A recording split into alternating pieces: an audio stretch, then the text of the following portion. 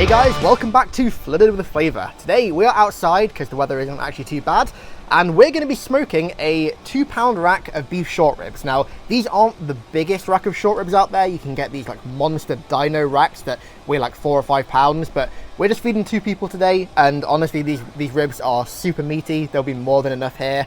We're going to get them on the pit that is whirring away in the background at like 250 Fahrenheit with some good hickory pellets for, I'd say, about 4 or 5 hours. We're really going to let these ribs go like low and slow for quite a while.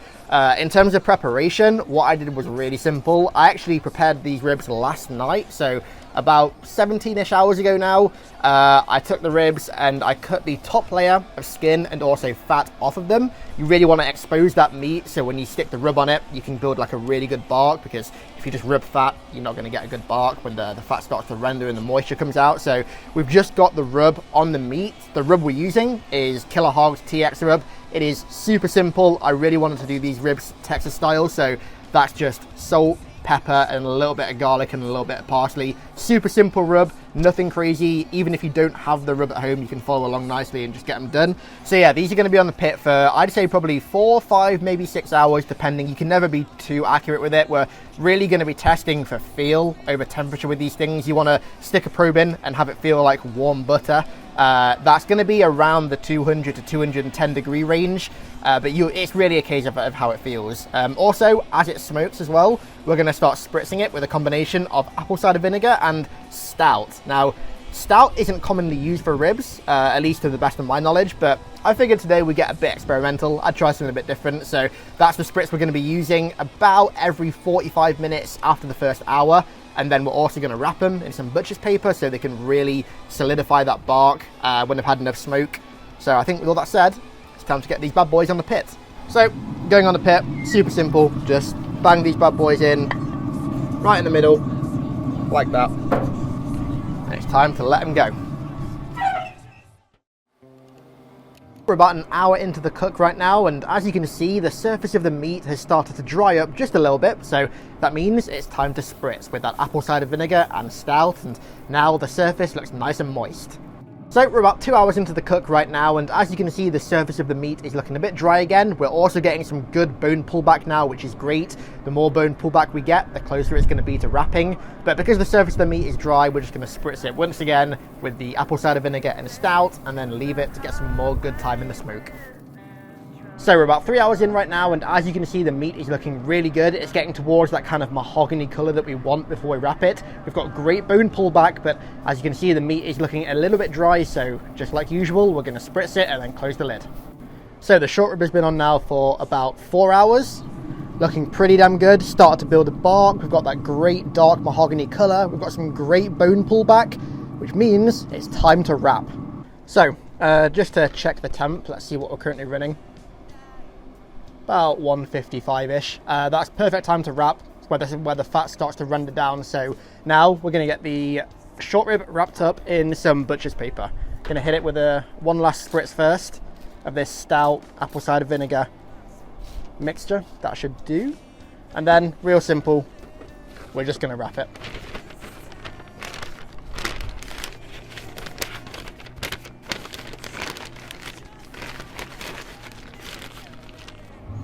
And then we're very simply just going to go bone side down again on the pit, leave it for probably about an hour and a half, 2 hours. We'll come check it. We'll see if it's probe tender.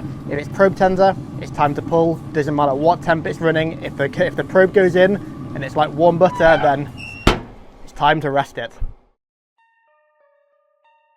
So, it has been a while since we last spoke. For some strange reason, this tiny 2-pound rack of ribs took 9 hours to smoke to come up to temp.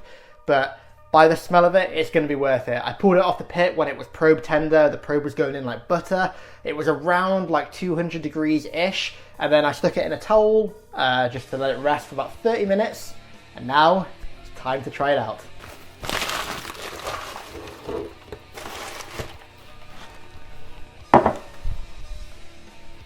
And here we have it. A true labour of love. I do not know why this took 9 hours to smoke for such a small piece of meat. Hey, it's me, your boy, in post. So it turns out I know why they took so long to smoke. It turns out the past few years I've been smoking beef ribs with an extra piece of meat on them. Yeah, this little layer of meat on top is not typically there on beef ribs, and it takes quite a lot of time to cook, so I now know why beef ribs have taken me so long to smoke. This should have taken me about 4 to 5 hours, and it took 9 hours, but now I know why. Way I see it, I got more meat, so it's not the end of the world. Anyways, back to the video. But we've got a great bark on here. As you can see, the moisture is absolutely there.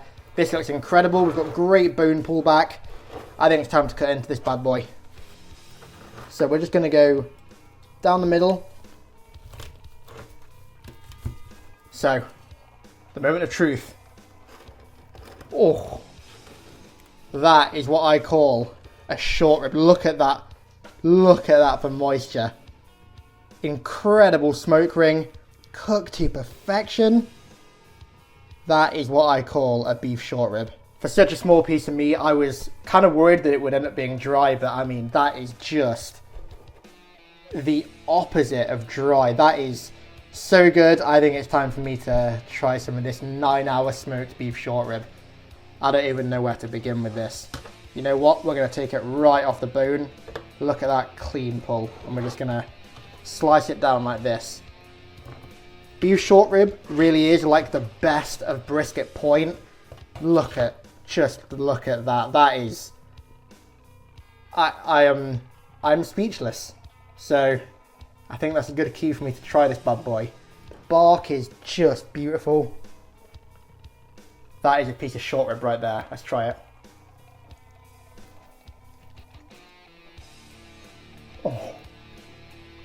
Oh well. Okay, that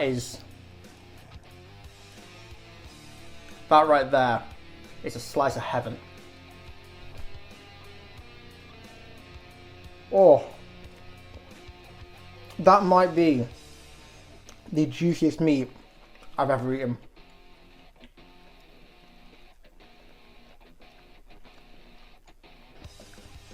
Just well, you can see in that fatty bit there the amount of moisture. To say it was on the pit for 9 hours, that is a testament, I think, to anything, more so the spritz, that ale, the stout with the apple cider. That is a great combo. I'm going to try a little bit of this leaner bit here, just to see what this is like. Almost like a burnt end in a way.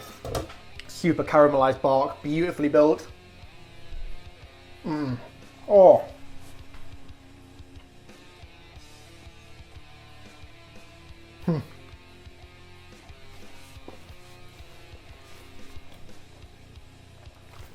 I gotta tell you, this took so much longer than I thought it was gonna take, and it was worth every minute of it. You guys have got to try this. I'm putting this down to the spritz, honestly. This was incredible. So thank you guys so much for watching. I really do appreciate it. I hope you enjoyed this episode of Flooded with Flavour. Stick around, gonna have some pretty cool videos coming out for the 4th of July. You're gonna like them, so stick around for this weekend. Try this if you can. I highly recommend it, and I'll catch you all. I don't know what my outro is for this channel still. I'm gonna go eat this. That's my outro. See you in a bit.